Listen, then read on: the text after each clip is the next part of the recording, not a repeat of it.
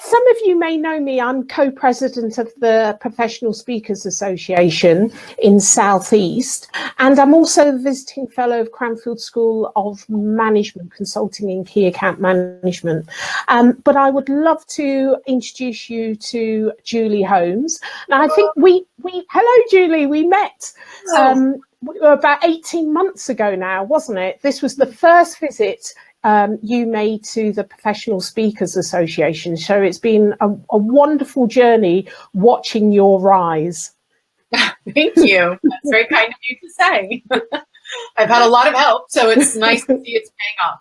Well, it's great to actually have you online now to actually talk about, some of your influences, not only personal, but within the association. And, it's absolutely fascinating. And it really has been, I see it as a rise, because you're doing so many incredible things. But first of all, let me introduce everyone to you. Julie has had an incredible career. In July 2016, Julie packed up her 2 kids, husband and her dog, her lovely dog, to move from sunny Arizona, and she says to rainy London. Now, I would dispute that, Julie. Okay. Not as rainy as it feels like sometimes. Yeah, it's only been 2 years, really. You'll get used to it and you won't even notice the rain. So in less than a month later, she ended her 20-year career in tech and quit her job as a director of a global software company to follow her dream of building a speaking business. Now, today, her husband has nearly overcome the shock as she juggles not 1, not 2, but 3 speaking related businesses and earns a respectable income. So that's why I think it's been an incredible rise. And I think that a lot of people have got so much to learn from you, your mindset and the things that you've done. So welcome, Julie. Thank you very much. That's a privilege and an honor to be here. Thank you. So let me ask you the first question. What is the one thing from your early years in America that has really impacted you, that's influenced your mindset? I think that it has to be doing more with less. So I don't often talk about, I talk professionally about sales. That's my area of expertise. And I don't often talk about my childhood or my background. My stories, from my youth don't often come up. But I had a fairly sordid and a bit of an unusual upbringing. I wasn't a great kid, so I could definitely, probably trade war stories with some of our best motivational speakers in that respect, I think. But what I did learn along the way was that you kind of have to just make do with, make more out of what you have. So, I didn't have a lot of things handed to me. I had to work quite hard for them. And so consequently, it's all about, right, if I want to get to this destination, if this is the place that I want to get to, well, then, what do I have to do to get there? So persistence, perseverance, and just knowing that there's no barrier that will keep you from getting there. You just have to figure out a different way to get there. Perfect.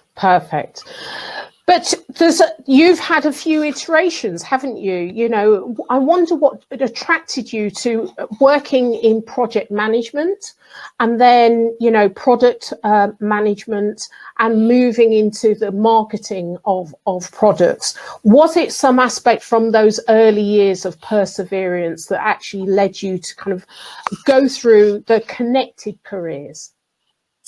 I don't know that it was, I'd love to say that there was some great activity that was happening in the background driving me there. Really, it was just a series of yeses. I kind of fell into those roles. So I have a bachelor's in speech. So I have a bachelor's degree in speech communication and mass communication. And then I went on to get a master's degree in communication. So I have a master's in communication. And all along, it had been my goal to teach university. And like many things that we love to do, it turned out it didn't pay very well. And I couldn't, wasn't really 100% sure that I could live off of it in the way that I wanted to. So I had this master's degree in communication. I'd been teaching at the university for a couple of years, and I was like, what do I do now? So I ended up in corporate training, not surprisingly, at a job fair, if anybody can even remember what those looked like, where you went to a job fair and you actually had printed out resumes and little watermarks on them. And you guys would call them a CV, of course, but ours was resume, and you might send it, you never know. Anyway, I ended up working at a software company in their training and development department teaching software. But about 6 months after I started that job, they announced that they were closing down that department and that we all had to become consultants of software. And so I said, oh, great. Well, I'll do this software package because it's what I've been working on. And they went, oh, no, somebody's already picked that one. And I was like, oh, okay. Well, I live in Denver. So what's in Denver? And they went, oh, you can have this product. And I was like, great, I guess I'll do that product. And then it really just kind of, went from one thing to another. And I think what's always driven everything I've ever done, if we come back to the communication, is about the message. And it's about helping people connect to something. So whether I was teaching software, or whether I was working on a marketing campaign, or whether I was building strategy, it was always about, how do I connect this big idea to these people in a way that they'll get and they'll embrace and they'll be excited about it. So that was kind of what's always driven me, I guess. So everything kind of falls its way there. It sounds like you've also kind of come full circle as well, in that you started in speech and you have 3 speaking businesses. So it's interesting in life. We may have a plan, but life also has a plan for us.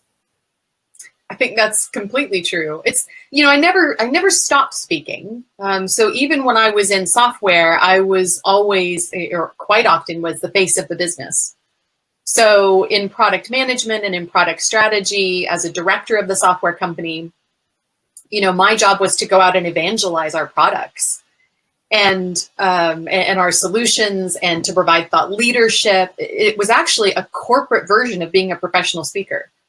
So, really the only difference is now that I'm finding my own work as opposed to the company providing it.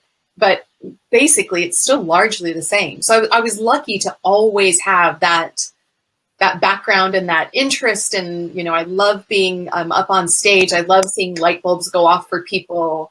That whole experience is great for me. So I'm lucky that I've always had jobs where I've gotten to do that. Excellent. I'm really interested in what led you to pack up and come to the UK in July 2016. There must have been a series of events that led up to that. Well, there's actually, I always tell everybody, there's 3 reasons we moved to the UK. So one, America's a bit of a mess right now. Don't tell anybody. Yeah, I know. No one will notice. Yeah, nobody's probably noticed, but yeah, so we definitely had a political falling out in America with where the country was headed and who we are and what we believe. So that was the first part, and not because, that changed who our friends were, but what it really did, if you've ever, and I'm sure actually, I think with Brexit, everybody found themselves in a similar situation more recently here. I was just so surprised by the people that we knew and the way their opinions seemed to be validated, and they felt that they could bring those out, and they really shouldn't. So that was part of it, was we were really just unhappy with the political situation and things that were happening in America. So that was the first part. The second reason is because we have 2 teenage kids. So we have 2 young teenage daughters. They are 13 and 14 now. And, it was fine to live in a very homogenous, very safe, very, kind of upper middle class neighborhood, suburban America. That was great when they were little. But as they got older, what we really wanted for them was a broader experience in life. And so we knew that this was a good option. And then the third reason is because my husband's British. And so we did. So my husband and my kids are all dual citizens. I'm the only single passported person in our family. Oh. I know, it's so sad. So did your husband come from London or no? Oh, okay. Yeah. My husband's originally from Northampton, and we lived in Northampton, I guess about 18 years ago when he and I were dating. We've been married for almost 18 years. And yeah, when we decided to come back, that was really my only stipulation, was we weren't going to move back to Northampton. Look, I'm a Leicester lass, so be careful what you say about the Midlands. It's lovely. It's lovely. But what I really wanted was, I wanted that different experience. I wanted to live, I mean, I was out last night watching 5 amazing performers with just 50 people in a little room performing a whole array of West End music. It was spectacular. And you know what? This is where all that happens, is here in London. So that's the experience that I wanted. Yeah. Yeah, I absolutely love London and can testify to that. It's one of the best cities in the world, I think. So welcome, Julie. I'm enjoying it. I bet you are. And how are your kids? How are they enjoying it? Or they love it.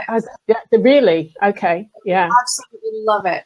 Yeah, it's interesting to me. They are. I mean, my daughters are quite different, and they just, they go to what you would call a state school. You always have to get it right, because of course it's not a public school. That's what it is in America. Here it's a state school. And, but what I love is the freedom that they have. That they get free bus passes, is amazing to me. And that they can decide to go somewhere and, with their friends, and they can make that happen. And in the States where we lived, that wasn't possible. There was no bus service. There was no public transportation. So they really didn't get to develop, in my opinion, as freely as they've been able to do so here. Yeah. Wonderful. Well, Julie, you're going to get your bus pass as well, so you will have free travel. You just have to work a number of years to retire to do that. That's true. That's true. Maybe then there probably won't even be buses then. Yeah, we'll fly. I seem to be getting feedback now. I don't know if anything's changed. Can you turn down the volume a little, perhaps? Lovely. That's it. Yeah. Much better, thank you. What is the most valuable benefit that you've received in the PSA, the Professional Speakers Association? Well, that's really easy. The people. Yeah. I have been amazed and astounded and humbled by the generosity of all of my fellow PSA members. In their time, in their expertise, in their wisdom that they've shared, in their friendship as well. When I moved here, I didn't know anybody. I had worked remotely. I had a couple people that I worked with at my office in London. But really, I came here with no social network to speak of, no professional network to speak of. And the PSA really took me in and embraced me, and they've become my friends, my colleagues, my mastermind buddies, they're professional and personal network for me that I would be quite lost without. I think, though, because you came to the UK, you really went out and looked for it. I think sometimes with many speakers, when they join the organisation, they kind of sit back and don't go out and ask for help, and don't, put themselves forward. And like you were talking, saying yes to everything, really getting involved. Would you say that's true? I think that's absolutely true. I think that there are, it's about making very intentional choices. And those choices are not easy, and I'll probably share some stories when I come down and speak to you all at PSA Southeast. But there was a lot of times where I was like, oh, I don't want to do this. Oh, I don't want to send this message. I don't want to send this message. But I had promised my husband and my family, my husband and my kids, that if I was going to do this and I was going to make this business into something, that I promised I would do everything I could to make it a success. And that's always my test along the way. If something doesn't work, it's absolutely fine that it didn't work, as long as I did everything I could to make it work. And then I have no regrets. I can't feel bad about that. I can't feel like I failed, because I did everything I could. And if it didn't go where I wanted to go, so be it. But if it didn't work and I went after it half-assed, then really what could I expect?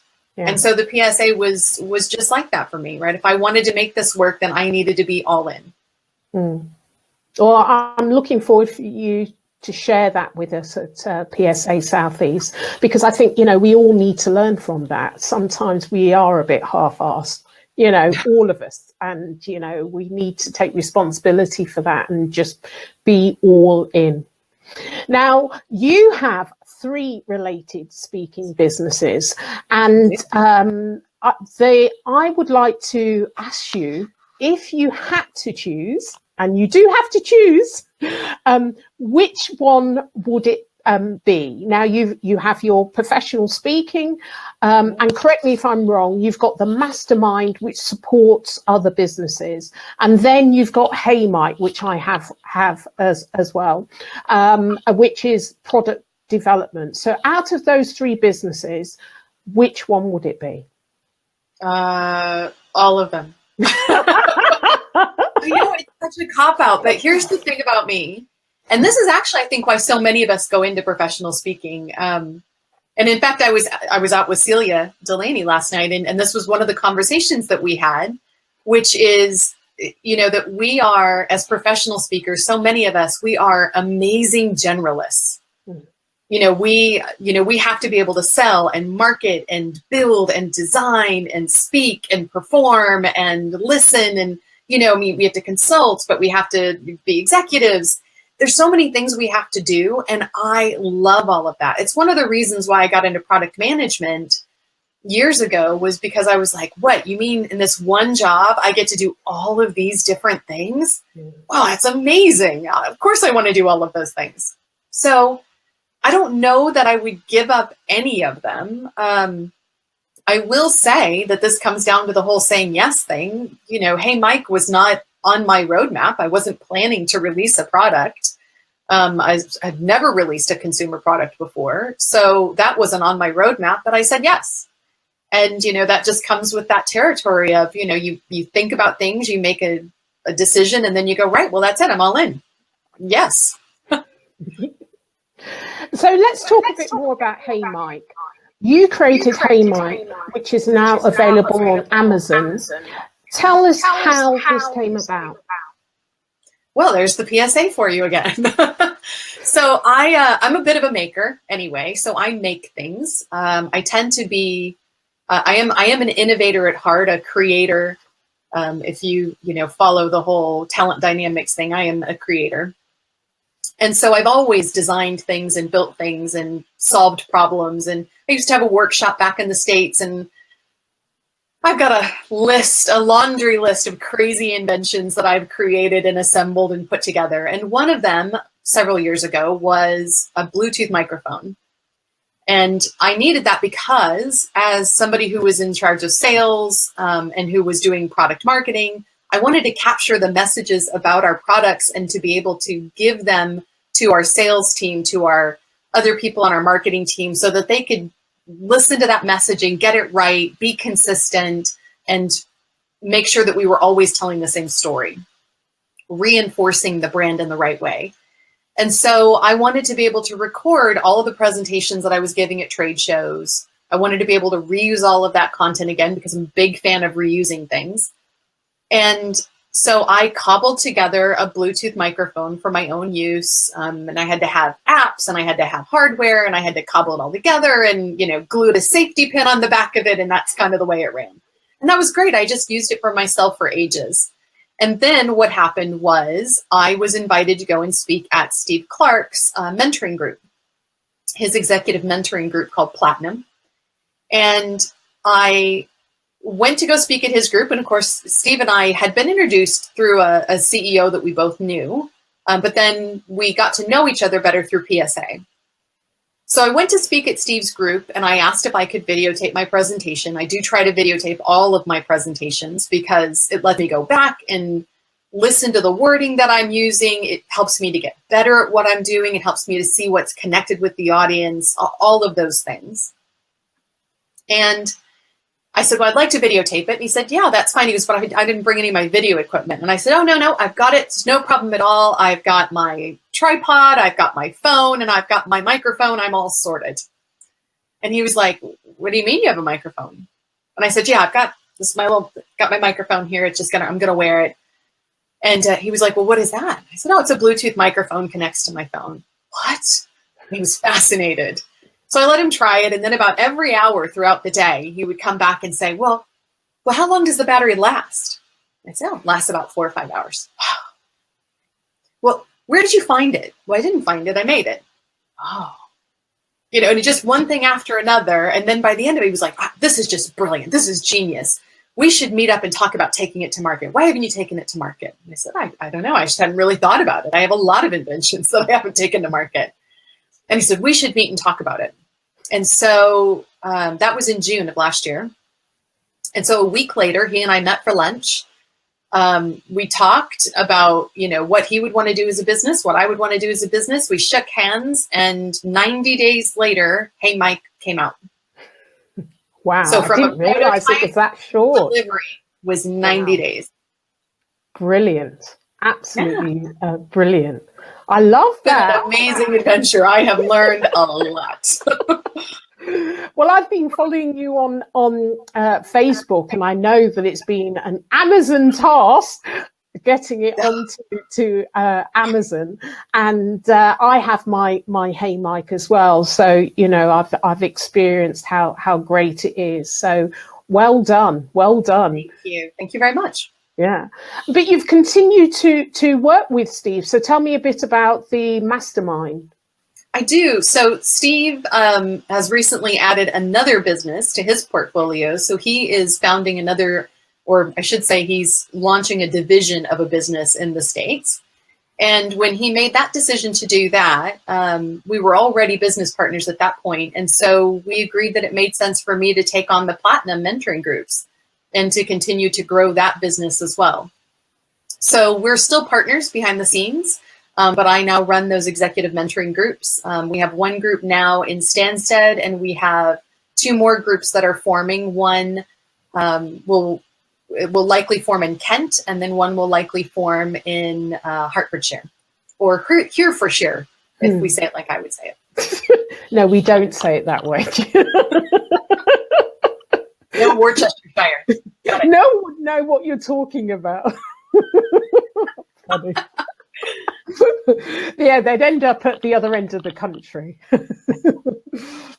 So, Julie, you talk about perfect prospecting. So tell me, what's the difference between a customer persona and perfect prospecting? Well, customer persona is one way to get to know your prospect or the people that you want to reach out to. And you do need customer personas. But when I talk about perfect prospects, I'm actually thinking much bigger than that. So philosophically, one of my fundamental beliefs about sales and marketing really is that we are not in business for our customers. We are in business with our customers. And so it does wind me up when people don't think about what a really good, perfect prospect actually looks like. And it isn't always about the ones that give us the most money. So I spend a lot of time working with companies and speaking about, well, how do you value your customers? How do you know what a really good customer looks like? Because it isn't just about revenue. Because if it was just about revenue, we would just sell, and we wouldn't, we'd be so happy every time we got money. But we do have customers that we don't like. We do have customers that are hard to work with, or customers that we love to work with more than others. So what is it about them that make us feel that way? And understanding that and figuring out how do we keep more of those customers and get more like them, that's what the perfect prospect is about. Well, that's really interesting, because in key account management we have this whole segmentation process, and what I talk about is your most valued customer.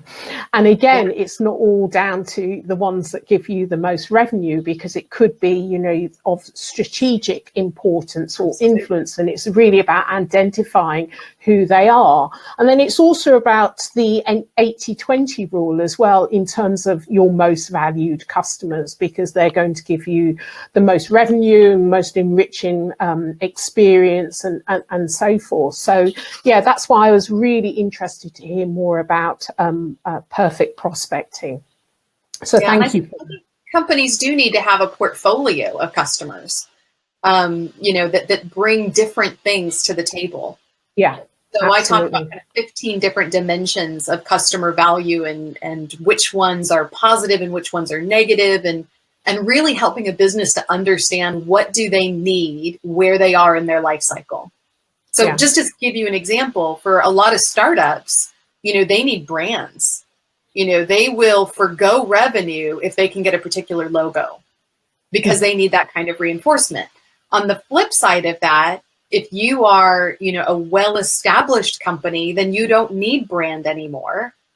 And instead, you need people that will co-innovate with you, because you need to come out with the next version and the next product that you're going to market and sell. And you need companies that will help you to do that effectively. So just lots of different examples. Yeah, perfect. So Julie, what's the one thing that you haven't done yet? And I'm sure there's actually probably more than one thing, but, you know, in your immediate future that you think, oh, I'd really like to do that. I think that what would I really like to do? I'd really like to buy a house in London. Do you know what? There really isn't that much stuff that I would want to do that I haven't done or don't have a plan to get done. I tend to work in, you know, having come from a software background or a, you know, technology background, I tend to work in sprints, setting very, you know, detailed short in goals so that I can reach them and get there. I'd love to see, you know, eventually I'd love to find myself in a position where, you know, this becomes a lifestyle business for me, where I can, you know, spend half my year in Australia or in the States, half my year in the UK, and, you know, travel around with my kids and my husband and do what I love to do at the same time. And I'm sure you'll make it happen. So tell me, what are you most passionate about and why? I think I'm most passionate about, I love the word passionate. I think I'm most excited about, and I know this seems weird, but really about enthusiasm. I'm quite an enthusiastic person myself, but I love that more than anything. I love when other people are enthusiastic. I mean, it's what I try to get when I'm on stage. I try to get other people to be excited. I think I try to get them excited about possibilities and about new ways of thinking and new ways of doing things, because enthusiasm will drive everything. It'll drive innovation. It'll drive determination, you know, and it's when people lose that spark of energy, that excitement, when that goes away, there's nothing motivating them anymore. So that's kind of what gets me up in the morning, is to do something that gets me excited and enthusiastic for the day, and to help other people do the same. Excellent. So, Julie, if you were on a desert island on your own, what's the one thing you would take with you? My dog. Does that count? Because I would totally take my dog. That's it. I would take my your husband, though. You know, his your dog. He knows I would take the dog. He knows. Oh gosh, that's fantastic. Julie, it's been an absolute pleasure talking to you. It's been great getting to know more about you, and I absolutely look forward to hearing from you at PSA Southeast, which is at Brands Hatch Hotel. Now, perhaps you could tell us what you'll be showing and sharing with us? I would love to do that. I am, PSA Southeast, you're my guinea pig. I have had in my mind to do this presentation for a while now, really as almost like in honor of all of the people in the PSA who have given so much to me. And that is to basically unpack my business for you. So I thought that I would sit down and show you the trappings of my business, kind of pull back the curtains, show you how I plan my business, show you how I work with my clients, how I pitch to them, how, what's been working for me, what hasn't been working for me, how I've come up with my business models, what tools I use, basically just to kind of say, look, here's my business. Not because I think that any of you would want to run your business exactly the way I do, but rather because every time we hear from one of our fellows, and I don't mean fellows as in PSA fellows, but I mean one of our colleagues in PSA, we learn something about our own business and about how we can do our own businesses better. And so my business has been cobbled together from tips and guidance and generous cups of coffee from other PSA members who have spent time showing me how they've built their businesses and explained why. And I thought, what a great gift that's been. And rather than me doing it one person at a time, I thought I would just come out and offer it to all the members of PSA Southeast and say, here's my business. Maybe there's something in it that you guys can take and use and benefit from. Oh, I can't wait. Absolutely can't wait. Thank you very much, Julie. It's been a pleasure talking to you. And please do, when you listen to this recording, you'll see that I will put the link in for tickets to hear more from Julian. I'm absolutely infused and excited to hear more. So thank you very much. It's my pleasure. Thank you so much, Janice. See you soon. Bye.